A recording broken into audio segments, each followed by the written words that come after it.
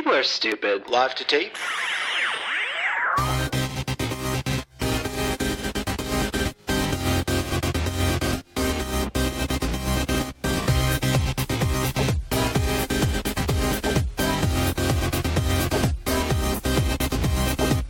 Welcome to Millennial 443. I'm Andrew. I'm Laura. And I'm Pamela. And I'm Jeff Sessions. Who? Jeff Sessions. This is my new job because I just lost one. I do not recall what that position was, but I am here with you now.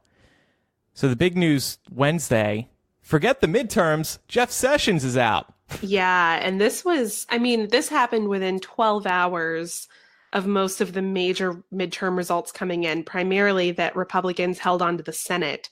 So this is basically just Trump's very transparent way of saying, I've hated Jeff Sessions for recusing himself from the Russia investigation. So now I'm asking him to quit, which he did. And now I can just appoint whoever I want, and I've got a Senate that will confirm that person. In the meantime, the Deputy Attorney General is somebody who has gone on the record as being super critical of the Mueller investigation. So this is something we need to pay very, very close attention to, because this puts Bob Mueller in kind of a tenuous situation. Yeah. This one scares me, this firing. Mm-hmm. So we'll see what happens. Hopefully, Mueller has some stuff ready to go, and now that the midterms are over, because we had heard that maybe he didn't want to release stuff before the midterms to be seen as trying to influence the election, which makes perfect sense. Let's see if he has stuff ready to go now. We've been waiting. It's been, it's been, like a year and a half since this investigation started? Let's see some results. Right. It's like you don't have to show your whole hand, but show a few cards to make sure that we all know you're on the right track. Exactly. And nice. just to get the country on your side in case Trump were to fire you. Because if you show some interesting material, maybe people will want to continue seeing your investigation play out, and then Trump will feel more pressured to not fire him. There was some speculation today from one of Nixon's counsel from back in the day, who thought that it might be possible for Mueller to have something like sealed indictments, basically indictments that, are obviously not public facing at this point, that he could possibly have something like that up his sleeve in preparation for something like this. Going into this midterm election, we pretty much knew that Republicans were going to hold on to the Senate. So my hope is that he would have something prepared for that very likely eventuality. He's a smart dude. Yeah. In lighter news, you and Mark finally met the Red Pandas. We did. This was a nice way to take my mind off the midterms the week beforehand. So for those who don't know, for Mark's birthday, I got him tickets to a red panda encounter at the Chattanooga Zoo because red pandas are his favorite animals. And we went and we spent some time with this lovely red panda named Avi. We got to feed him grapes out of our hands. We got to pet him. We got to get a whole bunch of information from the zookeepers who sort of were hanging around while we were in the habitat and observed Avi and just interacted with him and learned so much. But it was also just so cathartic. And it felt like Christmas morning, to be honest Aww. with you, to see, an endangered animal like that, just like a foot in front of you, and to be able to touch it and see just like at all of the little intricacies about how it exists in the world. It was so nice. I look back at those pictures and we look so happy. We look so happy. It's like another era of our lives, because right now I'm just like... I look back on that time in my life and I was like, oh, to be back with the red pandas. I know. If I could just have a red panda, my life would be a lot better, I think. Would you say that Mark's love for the red pandas increased following this encounter? Absolutely. They live up Absolutely. to, they say never meet your idols. I know, but when we left, we just kept talking about we were like, did you see his little teeth? Like seeing them in the wild or seeing documentaries and stuff, you would never know that they have these very sharp, tiny little teeth because they're actually carnivores. Yeah. But they eat mostly a veggie diet. So I guess you wouldn't expect them to have these sharp canines, but when he was eating out of our hands, we could see him. And they have these cute little paws, and their wrists are very similar to the way bear wrists are. They are not actually bears themselves, but they've got these wrists that can turn almost 360 degrees to make it easier for them to climb up and down trees and stuff. Interesting. And they're cute little paws. So cute. Red pandas were never really on my radar until you told me that you had gotten this gift for Mark. And then, of course, a week after, I'm waiting at an intersection and I see a U-Haul go by with a big old picture of a red panda. And it mentions that they're in Tennessee. Yeah, so right now there's only one at the Chattanooga Zoo because unfortunately the mother of the one that we visited actually passed away at the end of last year. But the one that we saw is approaching breeding age. So they're probably going to get a mate. For him in there at some point. Either that or he'll get transferred to another zoo to be somebody else's mate. I think you two should go back for the big mating ceremony. And you can cheer them on. Right. That sounds great. They're so angelic and innocent. I don't want to watch them fuck. So we're going to talk about the midterm election results, but first I wanted to mention this. I actually found this to be the biggest shock of election night. Vince Gilligan, the creator of Breaking Bad, is writing a 2-hour movie, and it's going to start filming soon.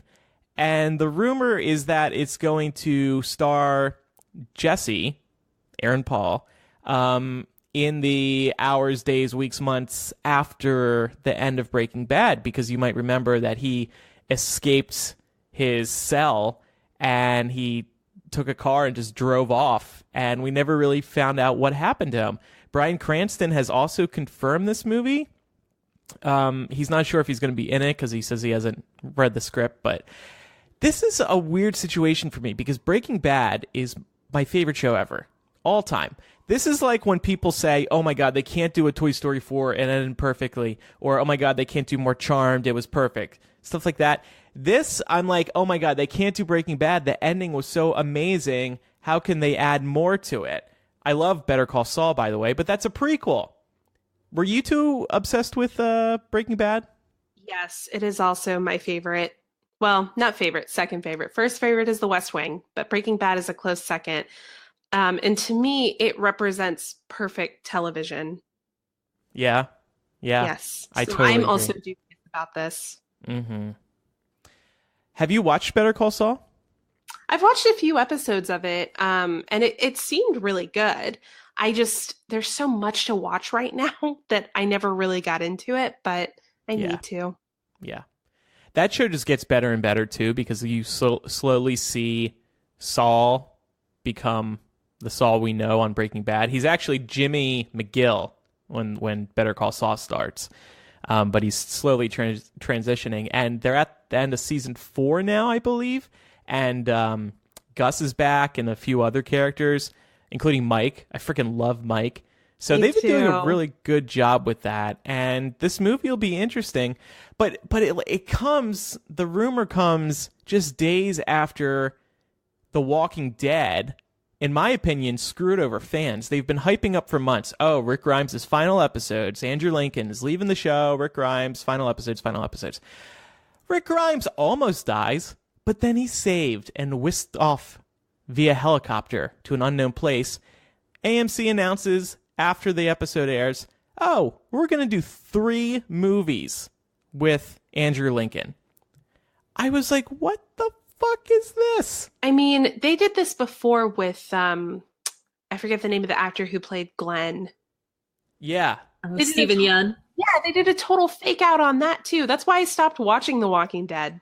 They lost so many viewers after that Glenn fake out. And the ratings have just been going down and down ever since. I think it'll be the same situation with Losing Rick. But like, who wants to see more of these movies? And they're talking about like developing more spin-offs and stuff like that. It's an apocalypse show. We don't need more of this shit. We're living in one. But you know what, though? Because they spoiled this really early, and now it all makes sense. You know? Like, for a show that notoriously does not want fans to know who's leaving, how they're leaving, and when they're leaving, they just said, screw it for Andrew Lincoln. And we've all been hyping it up, giving it free press since this summer. Yeah, exactly. Conveniently right before Comic-Con. Right. You even got to ask Andrew Lincoln, why? Yeah, and they all laughed at me. I should have known. They laughed? No, the audience was like, this is a stupid question. We got a really good quote out of it, but... Yeah, that wasn't a stupid question. But, like, serious, I didn't think it was a stupid question either. Like, we should know why. Like, why your main star, why are you letting that go? Yeah, exactly. Exactly. Oh, man. Well, I'm cautiously optimistic about this Breaking Bad movie. Pat actually wants to rewatch the series again, and I'm fucking obsessed with it, so I'll happily do that. So I guess I'll get ready for the movie that way. Before we talk about the midterms, and we have a lot to talk through, and I think Laura is going to have a lot of feelings to get out, so this might be a bit of a therapy session for her. We just wanted to plug another podcast who we've recently become friendly with.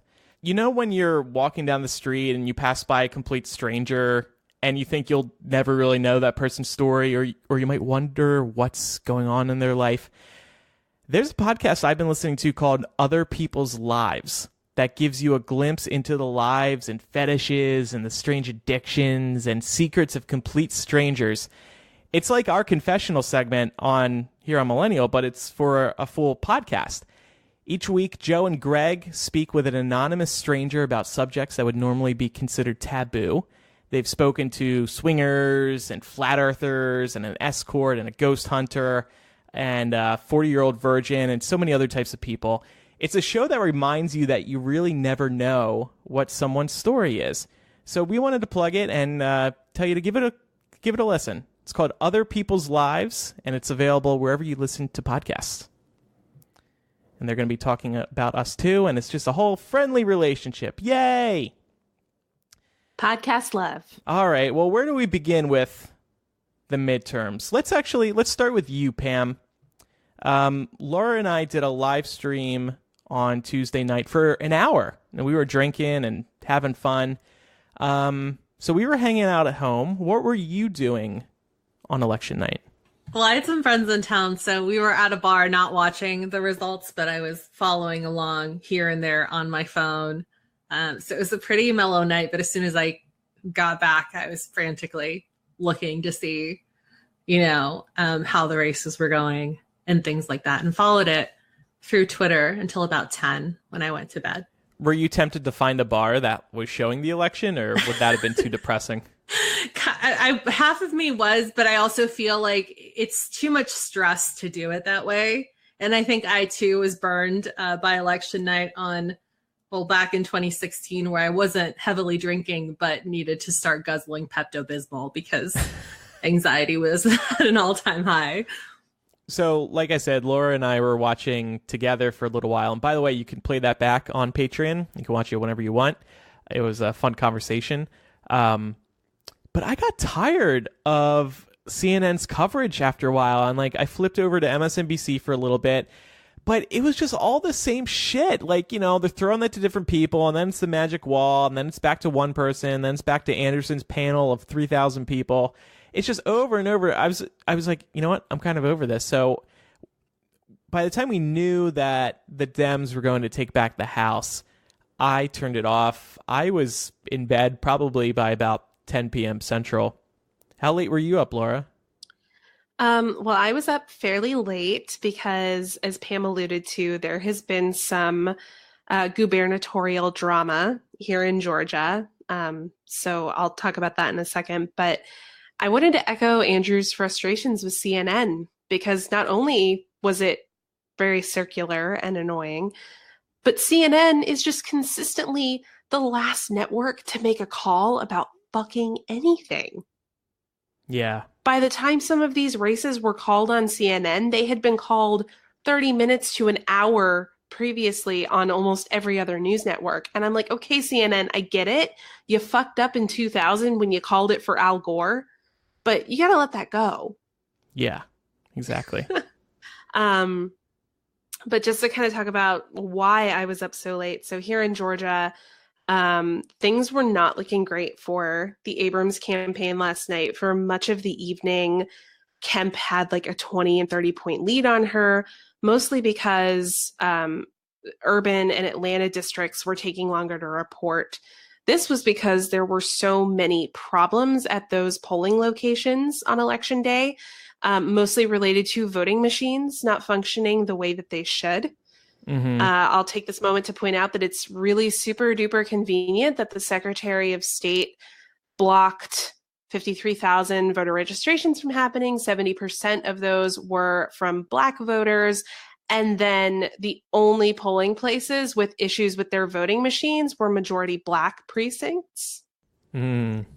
So there are a lot of accusations of voter suppression happening, which isn't surprising because voter suppression was happening in the lead up to the midterms.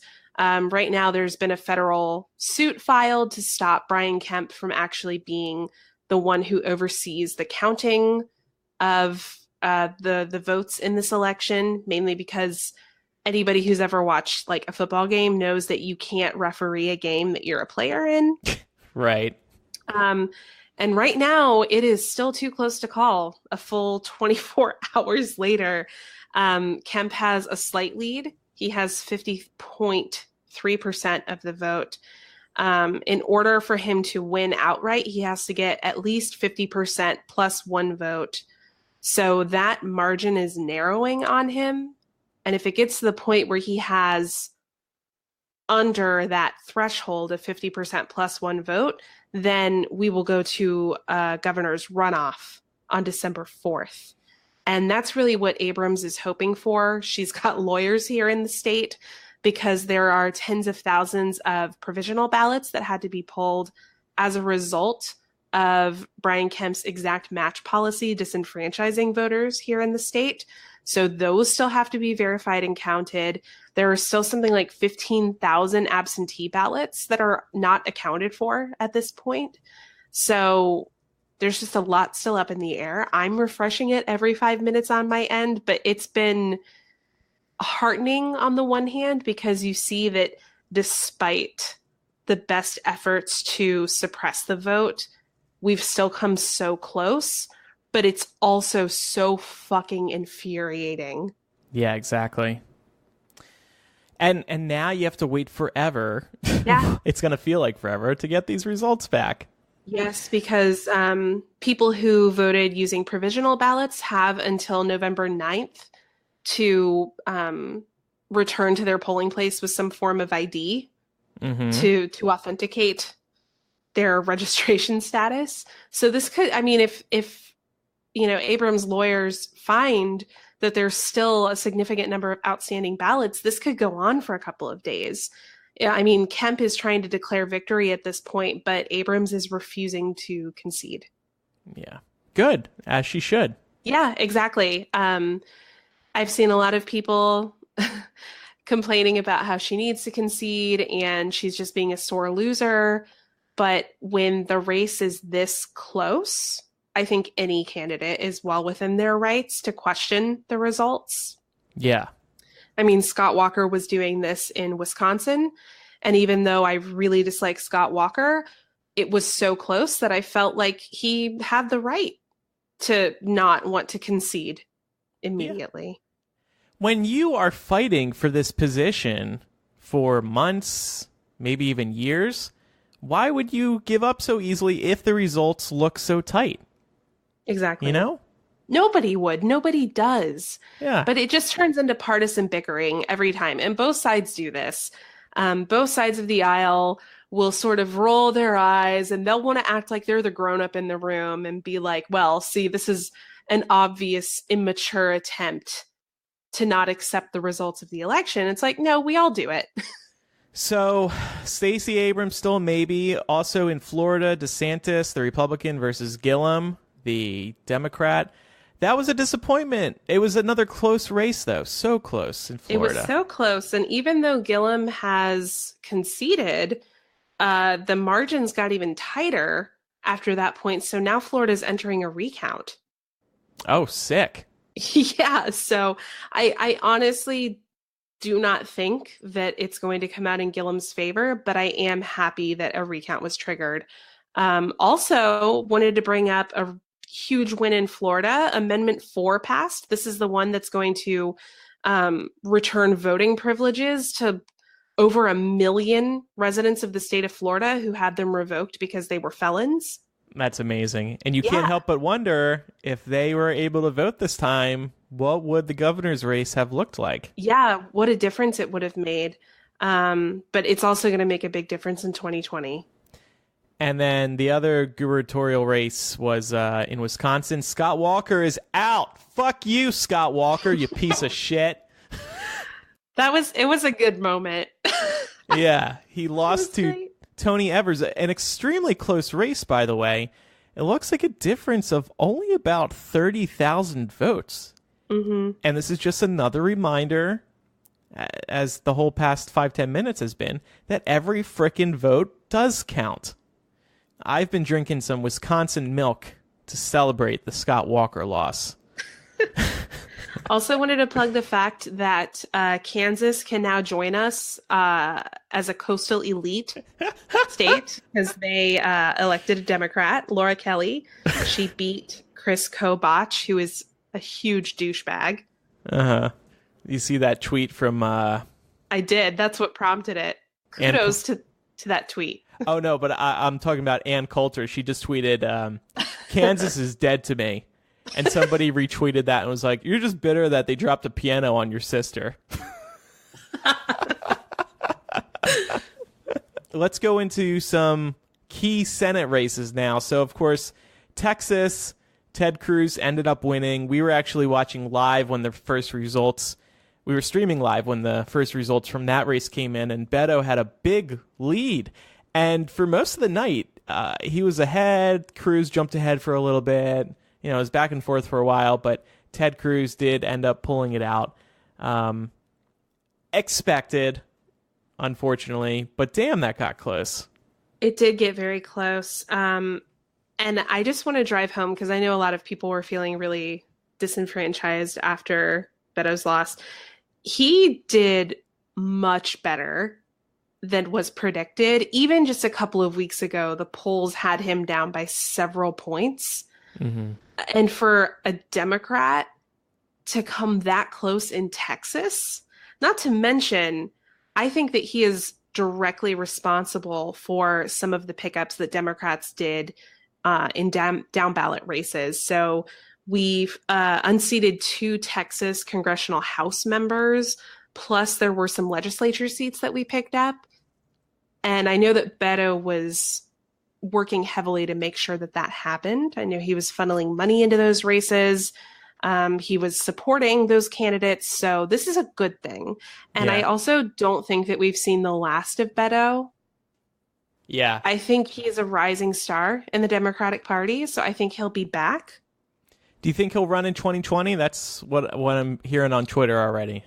I don't know if I could see him actually running for president in 2020 or getting the nomination. Yeah. I don't know if the Democrats are going to want to put the guy who lost to Ted Cruz up against Donald Trump. Here's another Beto fun fact. The entire GOP bench of judges was wiped in Dallas and Houston last night. So that is a big deal. I think we also have a small clip that we'd like to play from Beto's concession speech. It's just great. Showing the country how you do this. I'm so fucking proud of you guys. You know what? It's fine that he said that. Yes, it's totally fine. I love how people were freaking out about that. I'm like, okay, one, he lost. He doesn't have anything to lose at this point. And secondly, we've got President Pussy Grabber over at 1600 Pennsylvania Avenue, and you're upset that the guy said fuck? Yeah. But also he should be proud. I mean, Yes. I was reading too that he was popular amongst the young voters that especially turned out in Texas. And all of this just kind of points to the fact that while Texas is going to stay a conservative state for now, there's no telling what the demographic is going to look like in, 2 years, 4 years, 5 years, when even more of those people turn out, because this should give you hope. Yes. Mm-hmm. And millennial voter registration was up in Texas and Georgia by over 400% this year. Mm-hmm. So I agree. I think we're definitely trending in that direction. Some other Senate races, Indiana, North Dakota, Missouri, and Tennessee all went to the Republican candidates, though that was not unexpected. What is interesting is that Arizona is still too close to call. And that was McCain's seat, right? Do what? That's McCain's old seat? Correct, yeah. So you've got the Republican McSally and the Democrat Sinema, and at this point, they're just mere tenths of percentage points apart. So this could get interesting. Mm-hmm. And then also, kind of a surprise to me, John Tester managed to hold on to his Senate seat in Montana. He was the incumbent Democrat. Good job, Tester. Yeah, I want to say, so Mark and I were talking about this last night. John Tester has the most unfortunate name, and I think he should change it because my inbox filters every single email from him into my spam because he's got the most generic white guy first name, John, and his last name is Tester. It's like, oh, this must be spam. I keep thinking of testicle or testy. You would. You get emails from a Montana candidate?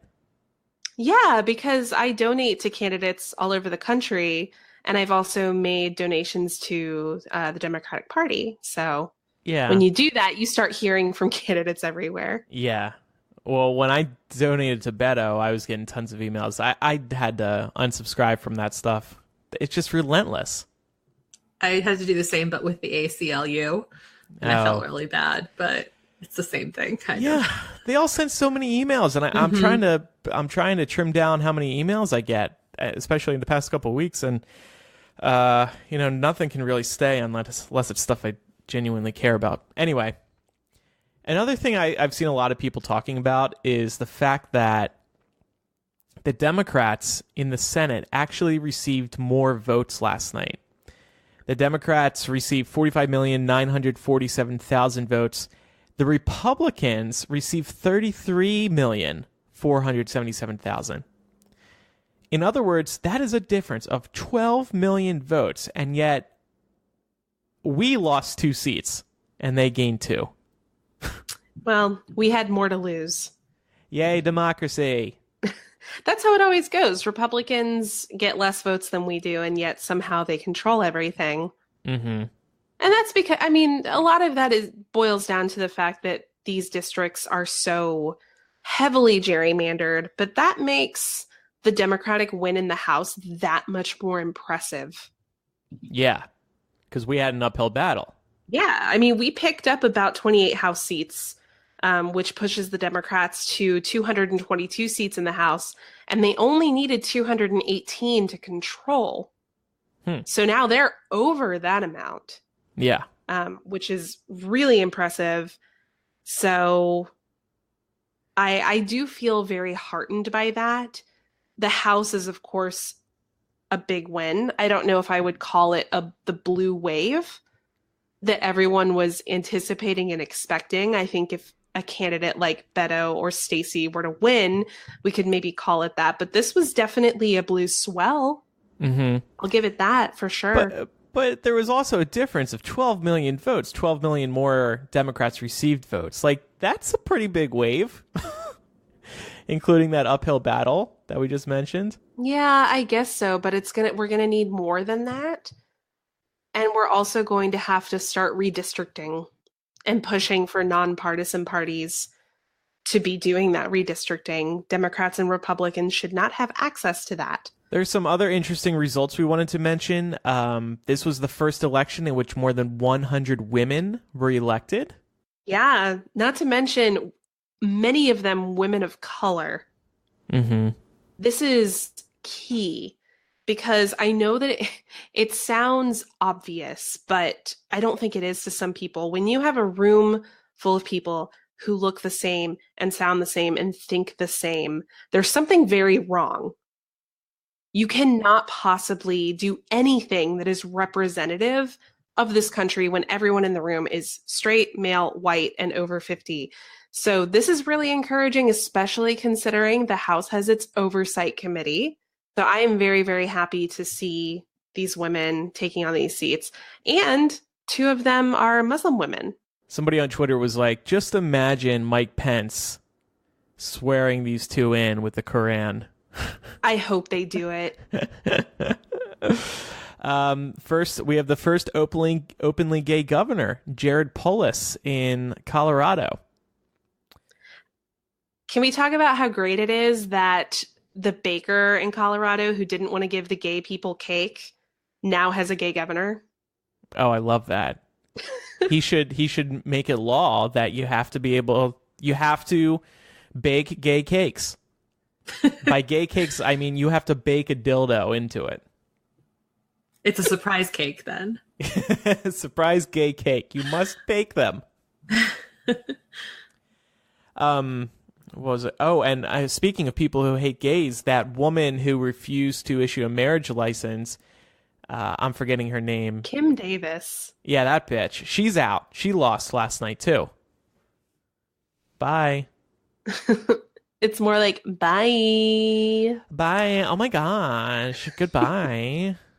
I'd say something nice about you, but I don't like you. It's not. Can I stop stereotyping gay people? What am I doing? I apologize. I don't know. To my fellow gay listeners. I mean, I'm not going to tell you what you can or can't stereotype about your community. First of all, just like, how do we see this impacting the political environment of this country? Obviously, things are very heated right now. We're more divided than ever. Are either of you going to have uncomfortable Thanksgiving dinners? Oh, yes. Yeah? Oh, yeah. I mean, I can already sense it coming. I'm prepping for my segues, honestly. Specifically just because, my family, well, on one side, they're pretty conservative. My stepmom's family is very religious and very conservative. And California, despite, there is a good chunk of the California population that does vote Republican, the state tends to turn blue. And I know that, Gavin Newsom, for example, being elected governor is going to be a hot issue, and probably a lot of the propositions that were passed, that have to do with new bonds and stuff like that, that's going to be a big issue. But, I mean, it is what it is. Yeah.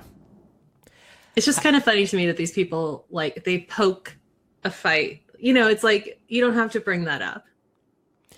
But yeah, I know. Why bother bringing it up if you know it's going to cause an awkward, unhealthy conversation? Like, do you get off on that? Like, why else would you? So I commiserate with anybody that's going to go through this in 2 weeks, basically. Yeah. I'm like, to answer your question, literally, I'm not going to be at home for Thanksgiving, but I don't have any family members who would bring it up. Like, my brother-in-law knows that it's basically off limits. My dad might get into a fight with his brother from time to time, but he barely even sees him anymore, so it wouldn't happen at Thanksgiving. How about you, Laura? But do you anticipating any awkward family moments? No, because as I think I've mentioned on the show before, we don't do the holidays with our extended family. We just keep it to our nuclear family and close friends. Mm-hmm. So if anything, we'll be commiserating, which will be great. But the thing that's very sad about it is I'm obviously very invested in politics and I like talking about it. And I have friends who are Republicans and friends who are just generally more conservative than me. And we are able to have intelligent, level-headed discourse and disagree with each other without taking it personally.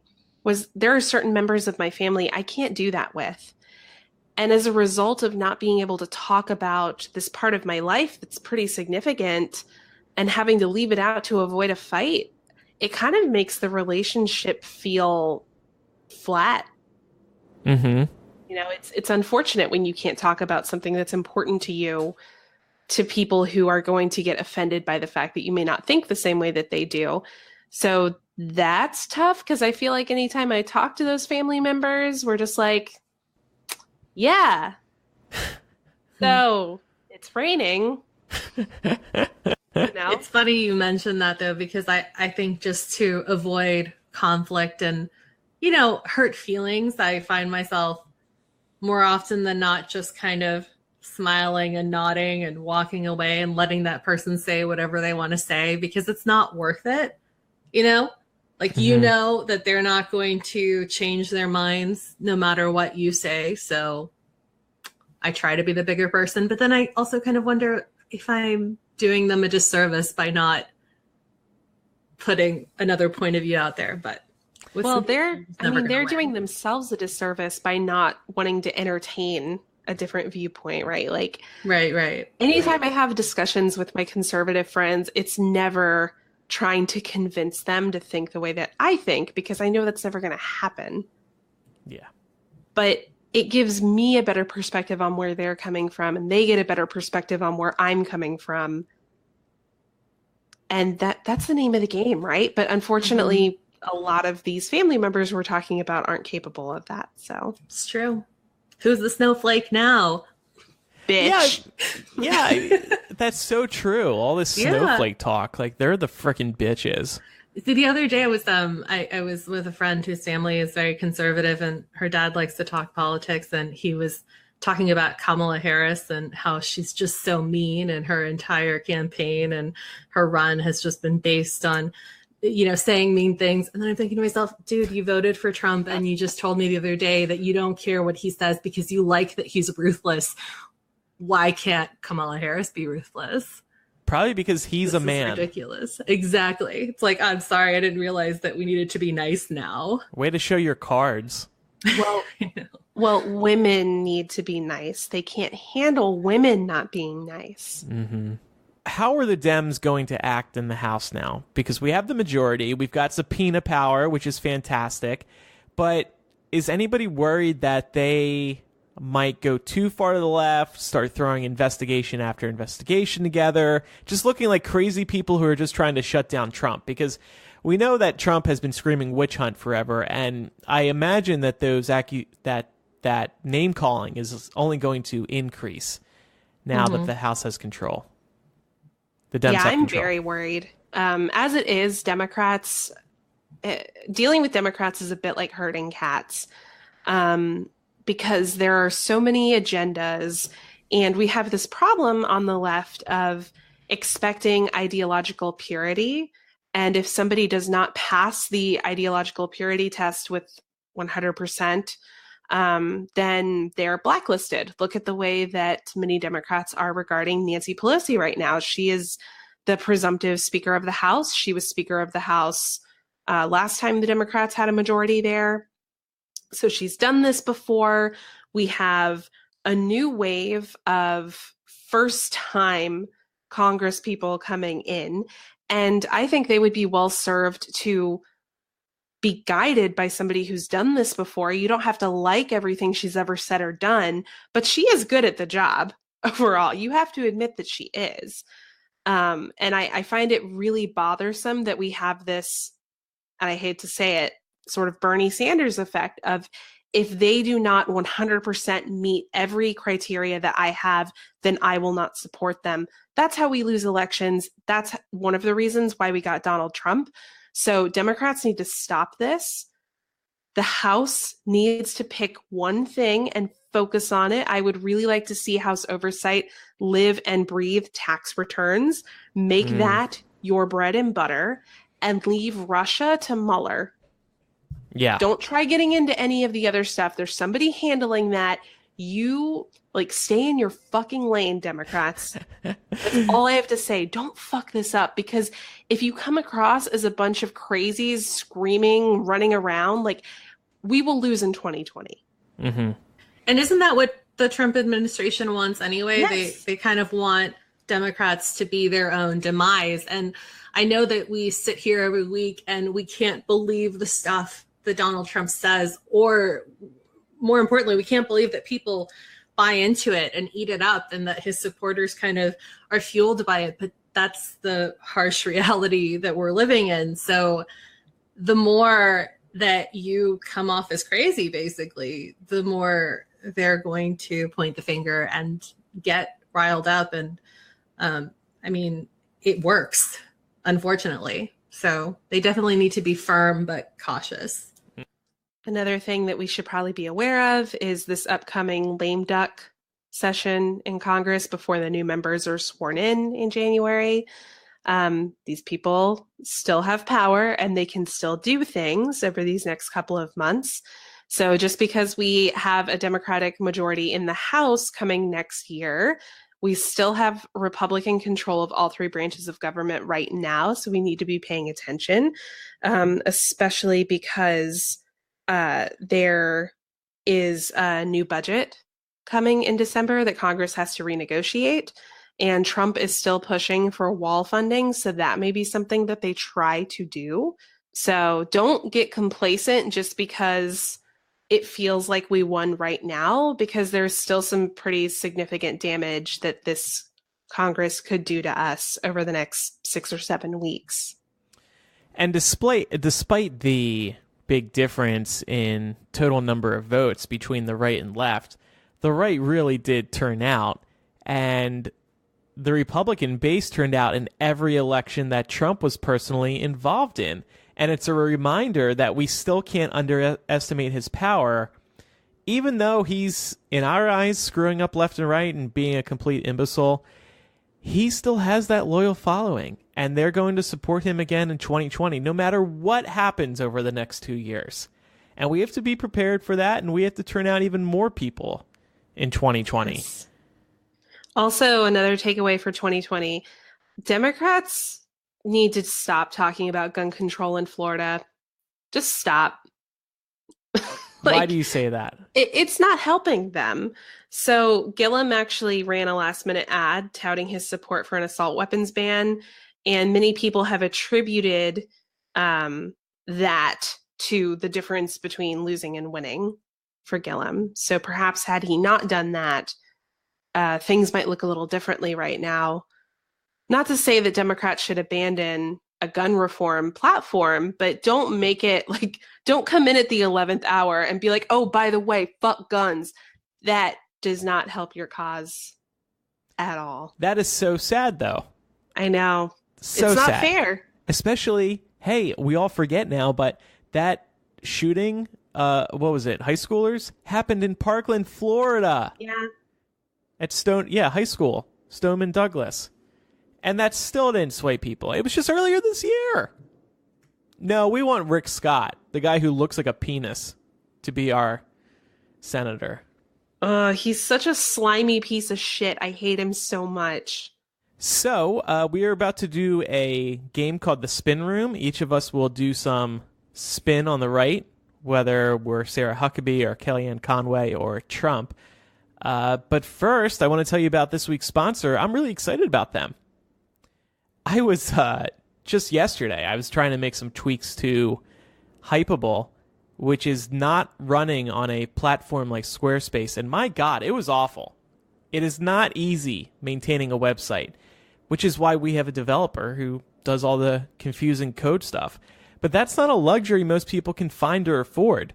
The beauty of Squarespace is that anyone can create an amazing website and maintain it themselves. They have drag and drop tools, they have beautiful designs, and all the features you could want to make a website, whether it's a personal project or for business. Squarespace gives you beautiful templates created by world-class designers, powerful e-commerce tools so you can sell products, and the ability to buy a domain name. This is an all-in-one place to create a website. With Squarespace, you'll look like a website creating expert, and you and your website will stand out because it looks like a site that no one has seen before. And really, Squarespace helps you save a ton of time.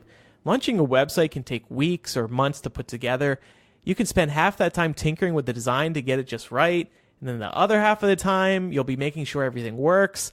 It's honestly exhausting, but Squarespace makes things so easy for you that you'll be able to breeze through setting up your site.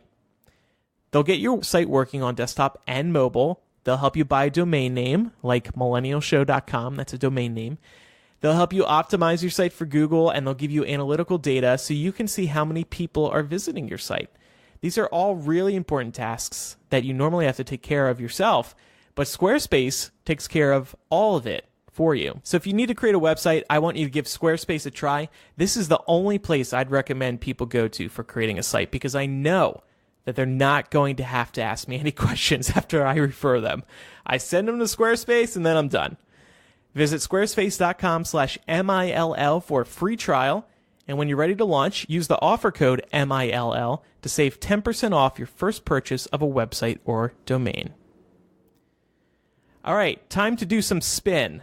This is always fun because we try to get into the heads of the other side. Laura, would you like to go first? I have an assignment for you.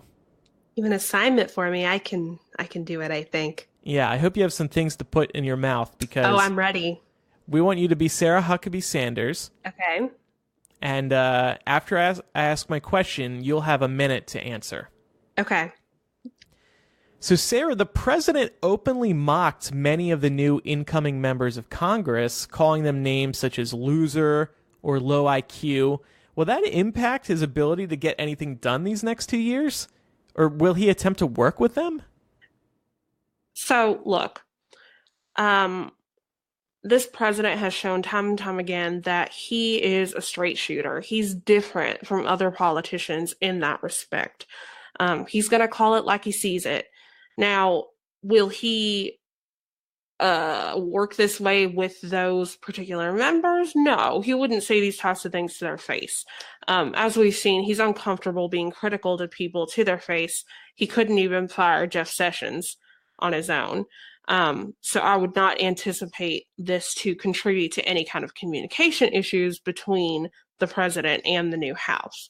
That said, I think the American people can definitely see what the intent is here, and they can understand that there is a faction of crazy, angry Democrats that have taken over in the House, and they'll be able to see through that and see that for what it is as well. The president is only speaking to what the American people are seeing. As we've seen time and time again, the president just understands. Time's up. Aha. Good. But Sarah, I mean, can't you admit that it was just mean of the president? Low IQ, loser, that's just mean. I mean, he's just calling it like he sees it. That's it. All right, Pam, you are Kellyanne Conway. Are you ready? I'm ready. Kellyanne, what message do you think voters sent to Washington last night? What message did they send to President Trump? Great question. Well, I think anybody that tuned into the election results can see that the American people have agreed that Donald Trump is doing an amazing job. We heard a lot about the blue wave coming into election night, but, you know, I think that a lot of Democrats really miscalculated just how strong the red wave can be. We saw this particularly with the areas in America that Donald Trump championed for, specifically with candidates that were up for election. A lot of those people brought home a win. And if you consider midterms to be, you know, a job review of how the president has been doing, I think, you know, we can all see that Americans have shown that they believe Donald Trump is passing with flying colors as far as doing an amazing job. All right. And that was basically a minute. That sounds like something she would say. Someone do me. Do me. All right. Oh, I'll do you. Yeah. All right. You are Trump, okay? Okay. All right. Let me know when you're ready. Go ahead. All right. Mr. President, do you take any responsibility for why Republicans lost the House last night? Why do you think they lost? So they lost. Their loss was actually the fault of the fake news media. Mostly Jim Acosta's fault. I fucking hate that guy. For months and months, FNN, as I call them, Fake News Network, has been telling people that all the House members who lost only them, by the way, that they're rapists, thugs, murderers. Many, many people have told me that the House members are just like those in the caravan that's on its way to destroy this country, by the way. They're coming quick. Attorney General Jeff Sessions did nothing about it. Then I had to fire him. The Republican House members did a poor job of proving that they aren't a part of the caravan. I can't use the word beautiful anymore, but if I could, I would say that all these people are as beautiful as my hot daughter, Ivanka, and that they deserve to be a part of the House. If you look at what's going on in the caravan, you'll see that these House members, they weren't able to escape the caravan. They were captured by Mexican drug lords, thrown into the... I'm not done explaining what happened to them, Laura. So it's funny because you sounded a lot how he sounded in his press conference today. Jim, you are fake news. So the reference to Jim Acosta was so great because he was just so verbally abusive towards him in particular, but towards all of the journalists who were in that room. Yeah. Previously he had referred to a black reporter as being racist for asking him why he said he was a nationalist. So I watched this video of Trump chastising Jim Acosta, and I actually have to say I agree with Trump lashing out against him because Jim Acosta did ask a question. He's like front row, right in Trump's face. He asks a question, Trump answers it, and then tries to go and take another question. And then an aide is trying to take the mic away from Jim Acosta, but Jim Acosta is just barreling forward, completely ignoring that Trump is going to a different question and that somebody's taking his mic away. Like, I just actually thought he shouldn't have conducted himself that way, to be honest with you. I don't think that Trump has given these journalists a choice, though. But he was able to ask a question, and isn't that enough, knowing that Trump absolutely hates you? Just take a question and be happy that he took one question from you. And by the way, CNN should probably take Jim Acosta out of the White House because it's very clear that Trump absolutely despises this guy in particular. And maybe they would be able to get a little more time with the president in settings like this if it was somebody else, probably a hot woman. That would be helpful. But yeah, there's just too much bad blood there, and Jim Acosta shouldn't be there anymore. I am going to stand by what I said earlier in that Trump is not giving these journalists much of a choice. Okay. But to be combative, he literally called them the enemy of the people again today. Yeah, I mean, that's a big problem that unfortunately isn't going away, even though his supporters are mailing pipe bombs to CNN now. Yep. All right, so let's take some feedback from some of our listeners. We'll start with a confessional. Pam, would you like to kick us off? Sure. This one says, for state and local elections, I don't believe that outside the state money or voices should be involved in the campaign. I believe this for both Democrats, which I identify as, and Republicans. I too want the blue wave to rise up and retake the country to counteract Dumpster Man. But I believe campaigns should be about the constituents and candidates, the constituents the candidate is supposed to serve. Maybe that's naive, but I live in a state, Montana, where no one really gives a crap about our politics or issues until election season. And then 70% of the money involved is from sources outside the state. And once the election is over, people go right back to ignoring the pretty dire issues we have. I may be triggered right now because Dumpsterhead is making his third visit here to campaign against our senator. What do you guys think? Do you get frustrated when outside voices and money contribute to your state and local elections? Or do you think it's part of the process? I think it's part of the process, especially with the Senate. I mean, Trump was just here not long ago either, so I understand how you're feeling, but even though your senator is representing your state, they are still an employee of the federal government, and they're making decisions for the entire country. They're just representing your state in particular while they do it.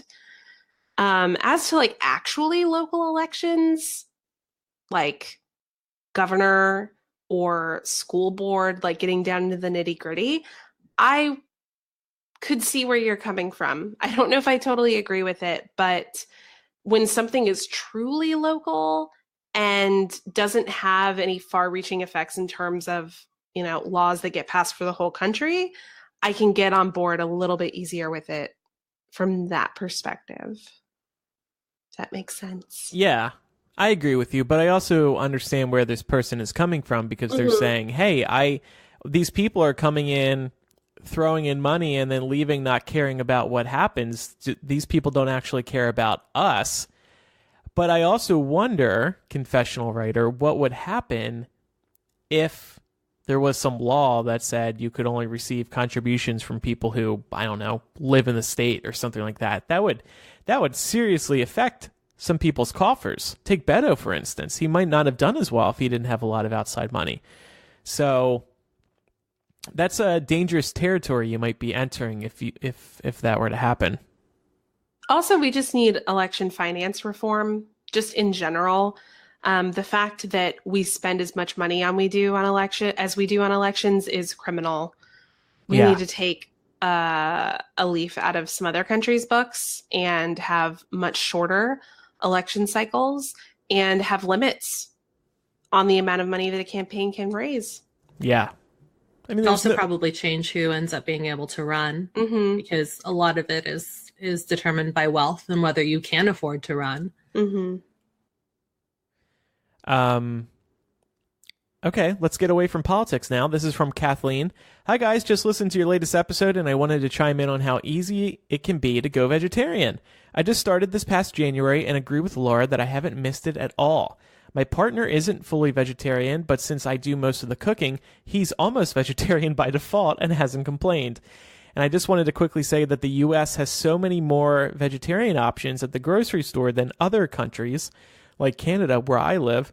And I hope that as more people start eating more plant-based, that these options continue to grow and make it easier for anyone considering making the switch. Thanks so much for taking the time to discuss it on the show.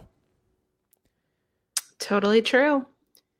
Very good. My boyfriend is also a complete carnivore, but as a result of being around me, he ends up eating a lot less meat when I'm in the picture.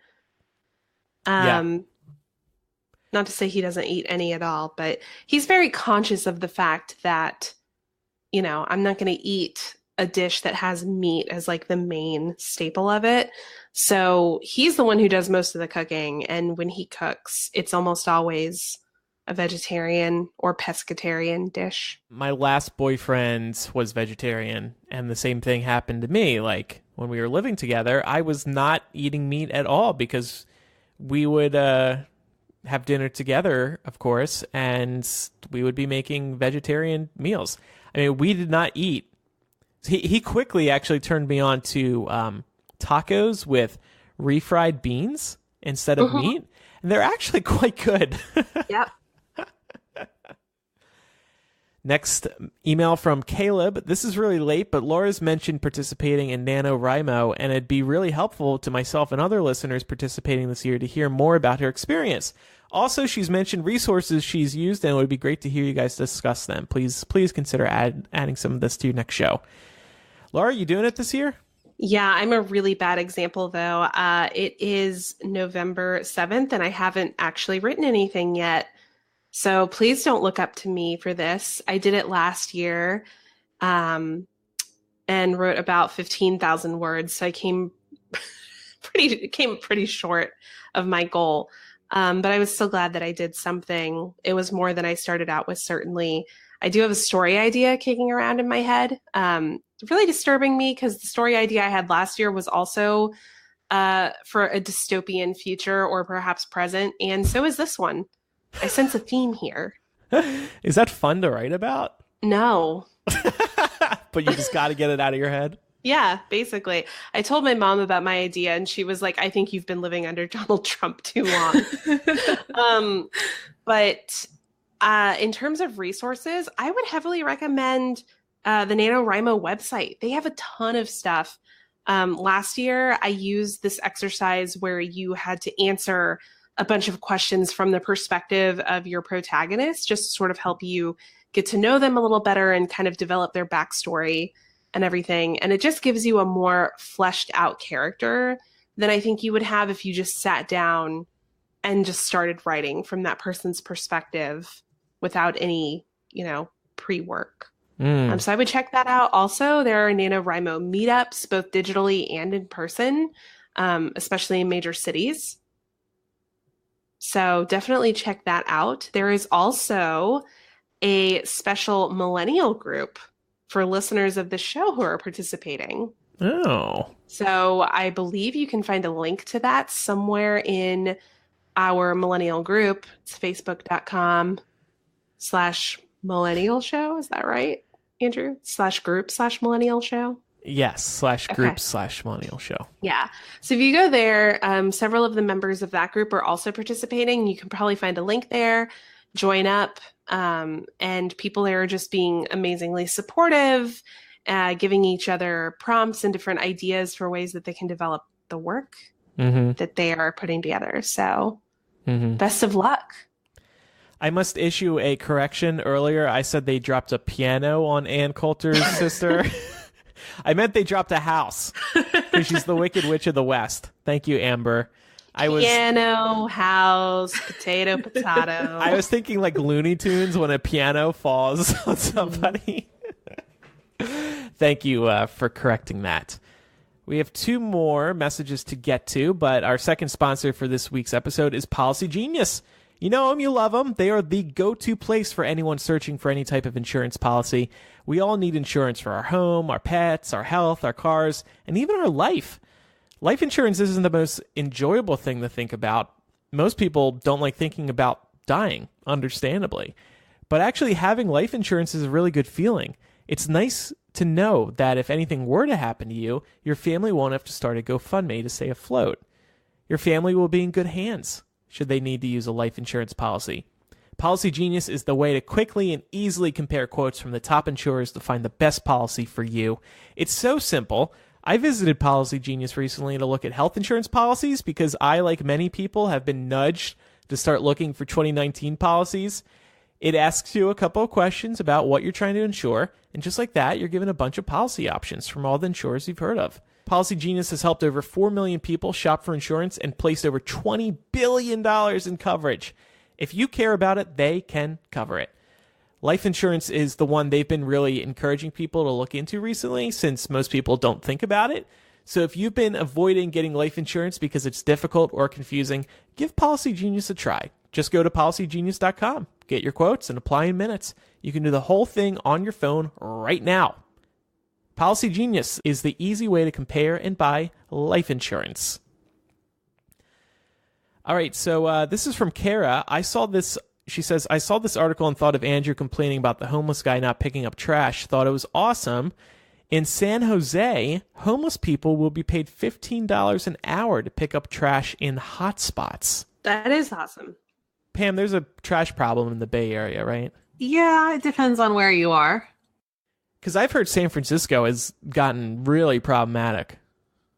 The homeless issue is pretty bad. I honestly, the last time I was in downtown, I was a little bit more preoccupied with all the stupid motorized scooters in the middle of the road because the sidewalks are so narrow down there.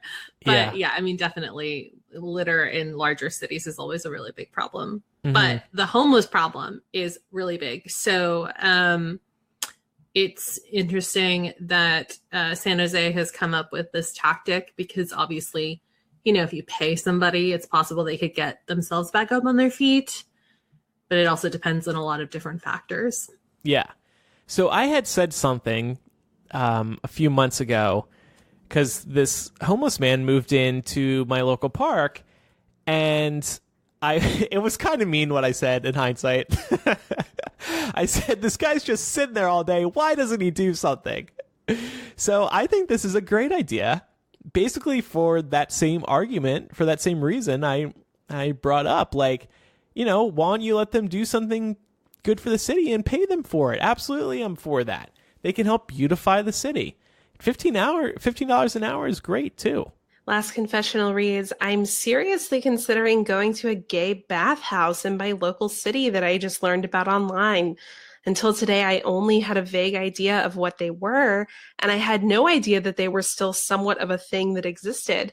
It just sounds so intriguing and fun, but it's not really like me to do something like that. I'm kind of shy around new people and self-conscious about my body, but I just can't shake this urge to go and try and have some fun. Does this sound crazy or dangerous? I'll, of course, be safe and use protection, but I'm still nervous. I've never heard of a gay bathhouse. I thought this was a 70s thing. Like a 70s, 80s thing. So there's still a very active one here in Chicago, here in Boys Town, actually. Like, it's very easy to get to. I have not been there, nor would I ever personally go, but I say fucking go for it, because it feels good to enter situations that are scary. I'm not just talking about gay stuff. I'm just talking about life in general. Like, you challenge yourself to do something that you're interested in doing but nervous to do. You'll come out of it feeling great. A, because you just got laid, but B, because you challenged yourself to something and you did it. So, just to clarify, this is a bathhouse, except you go to hook up? Yes. Okay. It's like Grindr before Grindr. Oh. And sounds fun. It's full-blown hooking up. I mean, it's not just blowjobs. Like, people are fucking each other. There's orgies going on. It's actually shocking to me that in this day and age, that kind of thing is still allowed to operate. I guess since it's consensual, no one's paying for anything. Yeah. That people know of. Mm-hmm. But I'm glad to hear that you're going to be safe and you're going to use protection, because that's important. Yeah, that would be idiotic to go into a situation like that and put yourself in danger. But I say go for it, just to introduce yourself to a new experience, and I bet you'll come out of it being like, I'm glad I tried that. I'm trying to find the name of the bathhouse here. I know you two really are thinking of going to it. I should have sent Mark to it. I should have told him it was like a thrift shop or spa. something. A spa. Hey, Mark, you got to relax. Check out this. You'll be so spa. relaxed when you leave. Yeah. You know, he'd probably be like, everyone's a little bit gay. I would have went in, I wonder if you can go in and just observe. The Chicago one is called Steamworks, and it has a 4.1 on Google, so people seem pretty satisfied. In After Dark today, we're going to call a few of our listeners, and we're also going to play the number midterms edition. We have some more interesting stats to share. Just want to plug our website, millennialshow.com. You can get all the information you need, including links to our advertisers. If you want to know what the discount codes are and whatnot, we've got them all available on the advertiser deals page. We'd also love your support over at Patreon, and we've got that new $1 DTF level down to fund.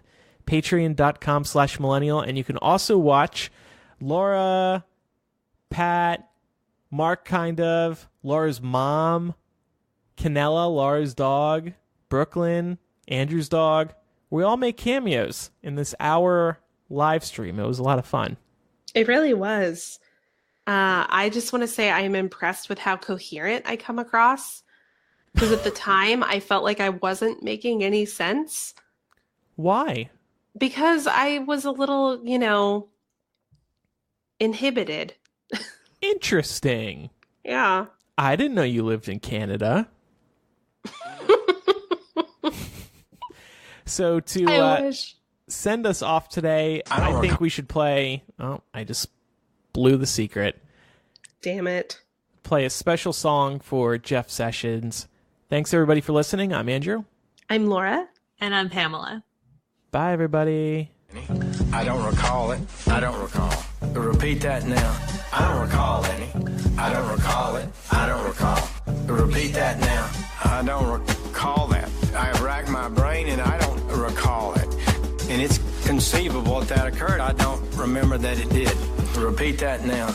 Nor do I recall, do not have recollection, do not remember it. So my question is, what? Nor do I recall, do not have recollection, do not remember it. Not able to be rushed this fast. It makes me nervous. Kamala Harris makes Jeff nervous. Kamala Harris makes Jeff nervous. Kamala Harris.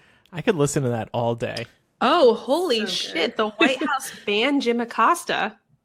See, What? I knew they would take care of this. But what the fuck? What is democracy? What is it? Apparently because of, quote, placing hands on a White House aide trying to take the mic away from him. Did he touch her?